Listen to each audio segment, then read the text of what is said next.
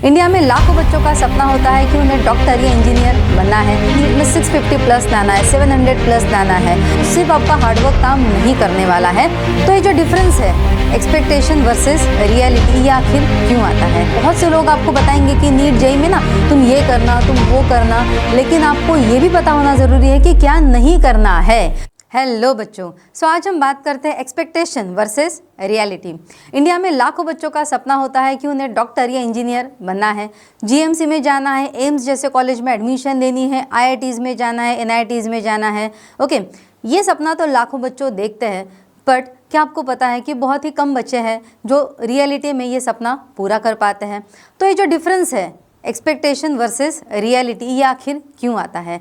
तो इस डिफरेंस के बीच में आती है कुछ कॉमन मिस्टेक्स जिनकी आज इस वीडियो में हम बात करेंगे। And eight the end of video आप ये अच्छी तरीके से समझ जाएंगे कि अगर इसके आगे मतलब 10th के आगे आप 11th 12th में नीट या जेईई प्रिपेयर करना चाहते हैं तो कौन सी बातों पर आपको ध्यान देना ज़रूरी है, कौन सी मिस्टेक्स है जो आपको अवॉइड करनी चाहिए। बिकॉज बहुत से लोग आपको बताएंगे कि नीट जेईई में ना तुम ये करना, तुम वो करना, लेकिन आपको ये भी पता होना ज़रूरी है कि क्या नहीं करना है, कौन सी मिस्टेक्स हमें अवॉइड करनी है, वो समझना ज़्यादा इंपॉर्टेंट है। तो लेट्स स्टार्ट द वीडियो। इस वीडियो में हम 5 मिस्टेक्स की बात करने वाले हैं। सो मिस्टेक नंबर 1 जो है, it is not having proper structured study plan. मैंने देखा है पर्सनली, मेरे 14 साल के टीचिंग करियर में मैंने हमेशा देखा है कि कुछ बच्चे जो है ना, they are really very much hard working. दिन रात पढ़ते रहते हैं, बिल्कुल मतलब बुक लिया उठाया और बस पढ़ने बैठ गए, कभी भी टाइम मिला तो पढ़ने बैठ गए। ऐसे बच्चे ज़रूर बहुत अच्छा कुछ हासिल कर लेते हैं, बट सच में अगर आपको वो पिक पॉइंट तक पहुंचना है ना, कि आप बोलते हैं ना कि नीट में 650 प्लस लाना है, 700 प्लस लाना है, ओके, उस पिक पॉइंट तक अगर आपको पहुंचना है ना, तो सिर्फ आपका हार्डवर्क काम नहीं करने वाला है। हार्डवर्क के साथ आपको स्मार्ट वर्क करना भी बहुत ज़्यादा ज़रूरी है। इवन आई विल से कि smart work works more than the hard work. तो smart work plus hard work दोनों का कॉम्बिनेशन यहाँ पे बहुत ज़रूरी होता है। अब ये कॉम्बिनेशन हम कैसे कर सकते हैं? This combination can be done by preparing a proper structured plan for you. अब ये प्रॉपर स्ट्रक्चर्ड प्लान क्या हो सकता है? तो आज मैंने आपको बता दिया कि बच्चों 2 साल ना आप ये प्लान फॉलो कर लो। आपने लिख लिया कि मैम सुबह कितने बजे उठना है, अच्छा इतने बजे उठना है, फिर ये करना है, फिर वो करना है, एंड आप 2 साल वो फॉलो करते रहे, ऐसा होगा? No. Again it is expectation versus reality. ऐसा है कि कुछ दिन भी आप ये प्लान फॉलो नहीं कर पाएंगे। क्यों? इट इज़ बिकॉज कि जब हम ये प्लान बनाते हैं तो टाइम टू टाइम हमारे शेड्यूल के हिसाब से हमें वो प्लान अपग्रेड भी करते रहना पड़ता है। एंड इसमें हेल्प कर सकते हैं आपके मेंटोर्स, आपके प्रॉपर टीचर्स। अगर आपके पास में गुड मेंटोर्स हैं, so then please go to them, consult with them and have a proper structured plan for your self, जो कि वीकली होना चाहिए, मंथली होना चाहिए।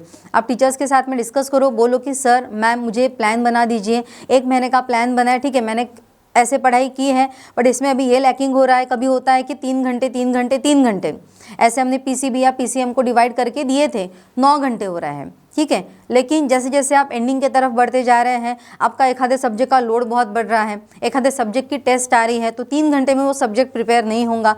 उस वक्त आपको आपका प्लान जो है वो चेंज करना पड़ेगा। अब आप तो फर्स्ट टाइम नीट या जेईई 2 साल प्रिपेयर करने जा रहे हैं, तो हु विल गाइड यू कि आपको टाइम टू टाइम कैसा प्लान अपना बनाए रखना होगा। स्टार्टिंग जैसे आपका अभी 11th का होता है, वहाँ से अगर आपने शुरू कर दिया एग्जैक्ट 9 आवर्स पढ़ना, आई एम श्योर 3 महीने के बाद में 9 आवर्स छोड़ो, आप 90 मिनट भी नहीं कॉन्सेंट्रेट कर पाएंगे। बिकॉज डायरेक्टली अपने आप को स्ट्रेच करना ये भी कोई अच्छी बात नहीं है। Have a proper structured study plan of not more then 7 hours. 7 hours is a practical, okay. हाँ, जब आपकी एग्ज़ाम आ रही है, 12 बोर्ड्स की एग्ज़ाम है, 12 बोर्ड्स के बाद आपकी नीट की एग्ज़ाम है, बिटवीन दैट पीरियड आपको 9 आवर्स नहीं, मुझे लगता है कि 12 आवर्स भी कम पड़ेंगे। बट अभी से अगर हम देखते हैं ना, तो स्टार्टिंग में तो जस्ट 3 आवर का प्लान बनाइए, extended to the 4 hours, then 5 hours, then 6 hours, क्योंकि पढ़ना बहुत इंपॉर्टेंट है। क्या पढ़ना है वो ज़्यादा इंपॉर्टेंट है बच्चों। सिर्फ पढ़ते रहेंगे, नॉट गोइंग टू वर्क। क्या पढ़ना है, कितने टाइम देकर पढ़ना है। मतलब नॉर्मली आप क्या करते हो ना, बहुत से बच्चे करते हैं, बुक लिया, पढ़ने बैठ गए, पहले तो पढ़ाई को बैठते वक्त बुक्स की तरफ एक नज़र घुमाएंगे कि अब मैं क्या पढूं, ठीक है, थोड़ा बोरिंग सा लग रहा है, काम करता हूँ, थोड़ा बायो पढ़ लेता हूँ, थोड़ा मैथ्स के क्वेश्चन सॉल्व कर लेता हूँ, या केमिस्ट्री के रिएक्शंस थोड़े टफ लग रहे हैं, चलो आज मैं थोड़ा फिजिक्स कर लेता हूँ। इस टाइप से अगर आप पढ़ेंगे ना तो कुछ नहीं होने वाला है। Okay, I always tell my students कि जब भी आप आज रात को सोने जा रहे हैं उस वक्त एक छोटे से चिट पे आप लिख लीजिए कि कल का शेड्यूल आपका क्या रहेगा। ये होता है प्रॉपर स्ट्रक्चर्ड प्लान बनाना। आज आप सोने को जा रहे हैं तो तभी कल अगर आप सुबह उठ के पढ़ाई करने वाले हैं तो रात में ही आप बना के रखिए कि कल सुबह उठ के मुझे क्या पढ़ना है, क्या ज़रूरी है और कितने टाइम में पढ़ना है। नॉर्मली बच्चे क्या करते हैं कि जैसे आप 11th में गए, आपके टीचर ने आपको पहला लेसन पढ़ा दिया, सपोज आपने वेक्टर लेसन 11th में पढ़ लिया है, कल आपकी टेस्ट है, आज आप क्या करेंगे, पूरा दिन आप वेक्टर को लेकर बैठ जाएंगे, बाकी सब्जेक्ट्स राम राम। ओके, ऐसा थोड़ी होता है। अगर आपका एक कोई भी टॉपिक का टेस्ट है then divide the time for that test preparation, not more than 3 hours. अगर इवोल्यूशन लेसन का आपका कल टेस्ट है, आज 3 घंटे पढ़ लिया, खत्म, बाजू में करो फिजिक्स, केमिस्ट्री, इन सब्जेक्ट्स को भी हाथ लगाओ, मैथ्स के भी प्रॉब्लम सॉल्व करो अगर जनरल साइंस है तो इस तरीके से अगर आप पढ़ते हैं ना तो आपको सारे सब्जेक्ट्स भी मैनेज हो जाएंगे एंड जो भी आपका टारगेट है, एम है, वो ज़रूर अचीव होगा। क्योंकि प्रॉपर प्लानिंग जो है इससे ज़्यादा इम्पॉर्टेंट मुझे नहीं लगता और कुछ है throughout the journey of 2 years। Okay, in addition to the proper structured plan हमारे पास और क्या क्या होना चाहिए। सो हमारे पास बच्चों होना चाहिए शॉर्टकट ट्रिक्स। हाँ, जैसे कुछ केमिस्ट्री का पीरियोडिक टेबल है, कुछ फॉर्मूलेज है, कुछ बायो के एग्जाम्पल्स हैं, ठीक है, उनके लिए हमारे पास में शॉर्टकट ट्रिक्स होना ज़रूरी है। बट अगेन बच्चे हमेशा ये मिस्टेक करते हैं, students are very much influenced by the shortcut tricks. But shortcut tricks के पीछे भागने से पता है क्या होता है, you miss the concept clarity. मतलब क्या होता है ना कि आपने XYZ कोई भी शॉर्टकट लर्न कर लिया, एग्जाम में क्वेश्चन आया, आपको शॉर्टकट याद आ रहा है, आप उसका लॉन्ग फॉर्म ही नहीं याद कर पा रहे हो, तो क्या होगा, कुछ फ़ायदा हुआ? नहीं हुआ। तो बच्चे जो है वो शॉर्टकट्स के पीछे जाते हैं, ज़रूर जाइए, no objection to that shortcut tricks, but सिर्फ वो शॉर्टकट के पीछे घूमते रहना, वही लर्न करते रहना दिन रात, it will not going to work. आप लोग एक बहुत रिस्पॉन्सिबल फील्ड में आगे जाने वाले हो, मेडिकल में बहुत ज़्यादा रिस्पॉन्सिबल फील्ड्स है ये दोनों भी, उसके लिए आप जस्ट शॉर्टकट से काम चलाएंगे नहीं होगा बच्चों। 1-2 टॉपिक के लिए शॉर्टकट ठीक है, बट हमेशा ये मत एक्सपेक्ट कीजिए कि ये भी वो भी सब मैं शॉर्टकट से याद रख लूँगा, नहीं होगा, डिटेल में पढ़ना है। मैं जब ऐसे बात करती हूँ तो मेरे बच्चे मुझे हमेशा पूछते हैं कि मैम फिर अब ये बड़े बड़े चार्ट दिए हैं बायो में, ओके, तो वो हम कैसे याद रखें, मिनरल्स है, कि कौन सा मिनरल क्या करता है, उसके डेफिशिएंसी से क्या होता है, इवोल्यूशन का चार्ट है कि कौन से एज में कौन से एनिमल्स आए, प्लांट आए, तो वो हम क्या करें।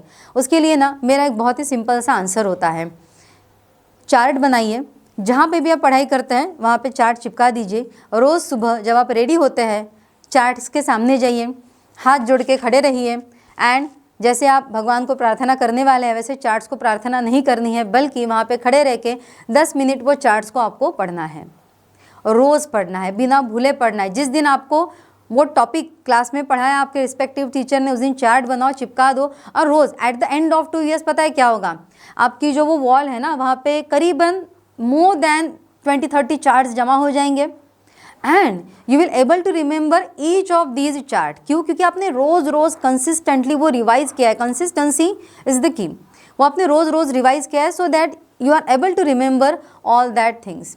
ये बहुत ज़रूरी है। इसका हम सिंपल सा एक एग्जाम्पल भी ले सकते हैं ना। आज आप सब लोगों को गणपति बाप्पा जो है उनकी आरती पता है, सुख करता दुख हरता वार्ता विघ्नाची। आपका जब जन्म हुआ तो क्या आपके मम्मी पापा ने आप बड़े होने के बाद ऐसे आपको लिख कर दिया था कि बेटा ये आरती है, इसको ना लर्न कर लो, कल हमको जाके पूजा में बोलनी है? नहीं, आप अपने फैमिली के साथ में खड़े रहते थे, जब भी आरती होती थी वो बोलते थे, आप भी बीच बीच में कुछ करते थे, थोड़े बहुत वर्ड्स अपने मुंह से निकालते थे एंड स्लोली आप उसको फैमिलियर हो गए, आपने वो एब्जॉर्ब कर लिया। इसको एब्जॉर्ब, ये वर्ड बहुत करेक्ट जाता है इसके साथ में, absorb the things, just don't try to retain, absorb the concepts of science. अगर आप वो कंसेप्ट को पूरा एब्जॉर्ब कर लेंगे ना तो then you will be able to remember it for very long period of time. Okay, so ये आपको करना है कि डिटेल कंसेप्ट जो है। और एक और बात है कि जब भी आप कंसेप्ट को लंबे समय तक याद रखना चाहते हैं, try to remember that in your mother tongue. आप घर में मराठी बोलते हैं, हिंदी बोलते हैं और कोई भाषा बोलते हैं, सो आप कंसेप्ट को उस अपने मदर टंग में याद रखिएगा। एक दिन क्या हुआ, सबसे पहले लेमर्स आए, फिर टार्सियर्स आए, फिर अर्बोरियल मैमल था, फिर वो पेड़ से उतरे, उसके बाद इतने इतने साल पहले जो है वो फिर ये वाला ईरा था, ये वाला पीरियड था। ये मैं इवोल्यूशन का बोल रही हूँ आपको, बायो का।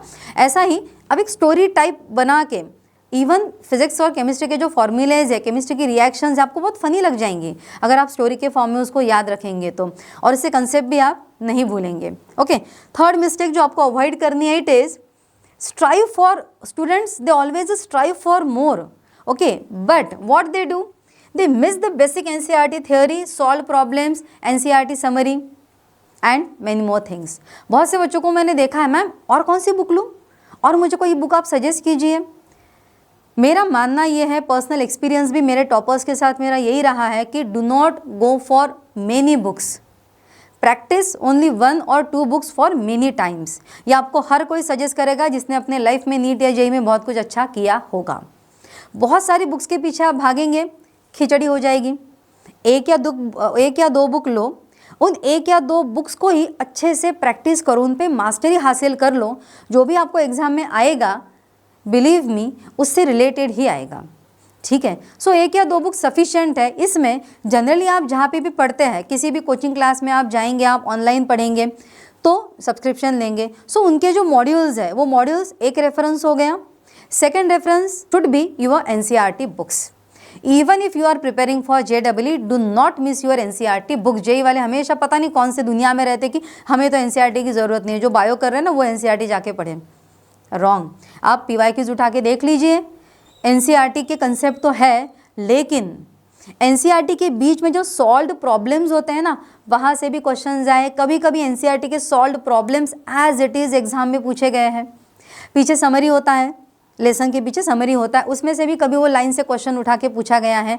So do not miss the basics. हमें एडवांस बुक्स की तरफ जाना है, इतने नंबर ऑफ MCQ सॉल्व करने, बेटा ठीक है, पर पहले एक लेसन अगर तुमने पढ़ लिया है तो उसके 200 क्वेश्चन सॉल्व करके उस पर मास्टरी करो ना।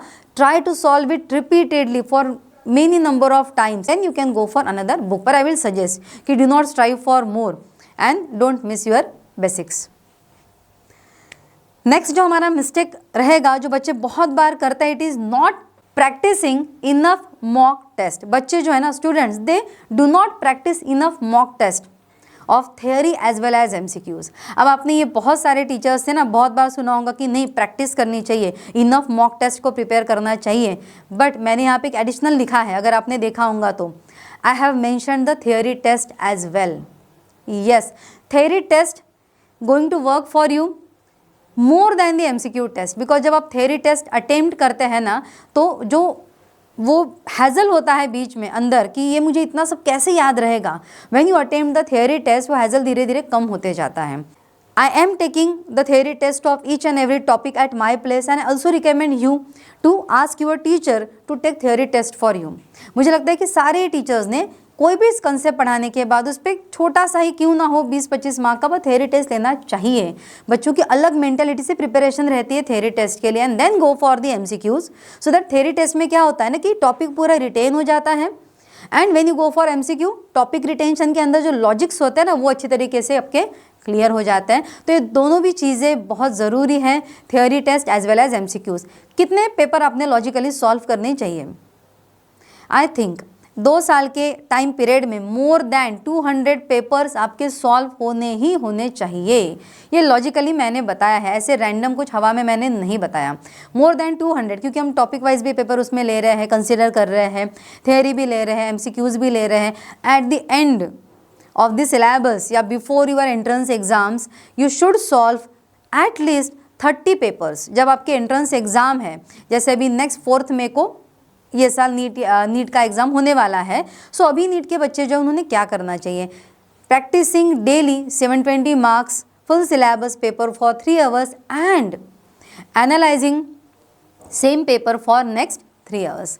मतलब 3 घंटे का टाइम देके पेपर प्रैक्टिस करना जितना ज़रूरी है, उतना ही ज़रूरी है उसके आगे और 3 घंटे का टाइम देके प्रॉपर एनालिसिस करना, और ये 2 साल भी करना बहुत ज़रूरी है। आप सिर्फ मैंने बोला है तो हाँ नहीं, इनफ मॉक टेस्ट हमको प्रैक्टिस करनी है तो आप प्रैक्टिस कर लेंगे बहुत सारी mock test, okay very good, but अगर आप जो पेपर दे रहे हैं ना, अगर आप उस पेपर का एनालिसिस नहीं करेंगे, एनालिसिस मतलब ये नहीं कि ये क्वेश्चन आपका गलत हो गया, अच्छा ठीक है, गलत हुआ तो क्यों हुआ, और ये क्वेश्चन मेरा करेक्ट हुआ तो करेक्ट क्यों हुआ, उसके पीछे का भी कंसेप्ट जो था वो उस वक्त मैंने क्या याद करके उसको टिक किया था।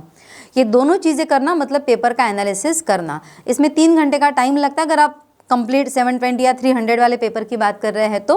अदरवाइज छोटा सा टॉपिक वाइज पेपर है तो 1 आवर का भी मतलब टाइम पीरियड में ये हो जाता है। तो बच्चों एनालाइजिंग ऐसी चीज़ है जो बच्चे हमेशा मिस कर जाते हैं। आप मिस मत कीजिए अगर आपको अपने एक्सपेक्टेशन को रियलिटी में उतारना है तो। लास्ट है बट नॉट द लिस्ट कि बच्चे जो है ना ये हमेशा अपनी मेंटल और फिजिकल हेल्थ को इग्नोर कर देते हैं। 11-12 स्टैंडर्ड में अक्सर मैंने देखा है 3-4 घंटे एंटरटेनमेंट के नाम पे अगर आप मोबाइल पे, लैपटॉप पे, टैब पे बैठे हैं, इट डजेंट मीन कि आप अपने मेंटल हेल्थ को इम्प्रूव करने के लिए कुछ कर रहे हैं। Okay, apart from all this distractions, all your hard work, all your smart work, आपको कुछ टाइम हर रोज़ खुद के लिए निकालना है। ऐसा टाइम रहना चाहिए जो कि आप अच्छा अपने पेरेंट्स के साथ में स्पेंड कर सकें, अपने फ्रेंड्स के साथ में क्वालिटी टाइम मतलब having a good conversation on any of the topic of your interest. Okay, so एक गुड कन्वर्सेशन आपका होना चाहिए और जिसमें आपके मेंटल हेल्थ को और नरिशमेंट मिले, आप मेंटली काम रहें। अगर आप बिलीव करते हैं, which I strongly believe that works for the students, is meditation. Meditation मतलब हमको क्या बाबा जी बनना है, बिल्कुल आँख बंद करके बैठना है, ऐसा नहीं है बच्चों।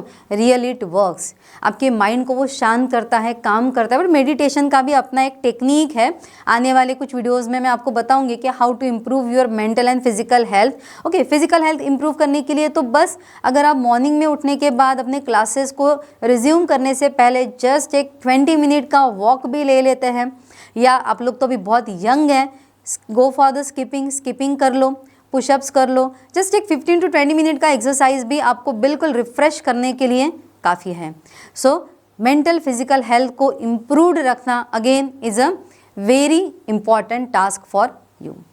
सो आज हमने 5 डिफरेंट ऐसे कंसेप्ट्स के बारे में समझा कि आपको नीट और जेई में अगर 100% सक्सेसफुल होना है, अपने एक्सपेक्टेशन को रियलिटी में उतारना है, तो ये चीज़ें आप बिल्कुल अवॉइड कर ही नहीं सकते। ओके, सो ये 5 कंसेप्ट जो है आई थिंक आप हमेशा याद रखेंगे और अपना नीट और जेई का जो एक्सपेक्टेशन है उसको रियलिटी में आप ज़रूर उतारेंगे। All the best all of you dear students. इसमें से किसी भी टॉपिक पे आपको कुछ भी डाउट है, कोई भी टॉपिक आपको लग रहा है कि अगेन थोड़ा डिटेल में जाके एक्सप्लेन करना चाहिए, you can comment below this video. अगर आपको वीडियो अच्छा लगा है तो आप इसको प्लीज़ लाइक कीजिए, अपने फ्रेंड्स के साथ में जो अभी 11th में जा रहे हैं या अभी 12th में भी है उनके साथ में शेयर करना ना भूलिए। And again please don't forget to subscribe the channel. Thank you.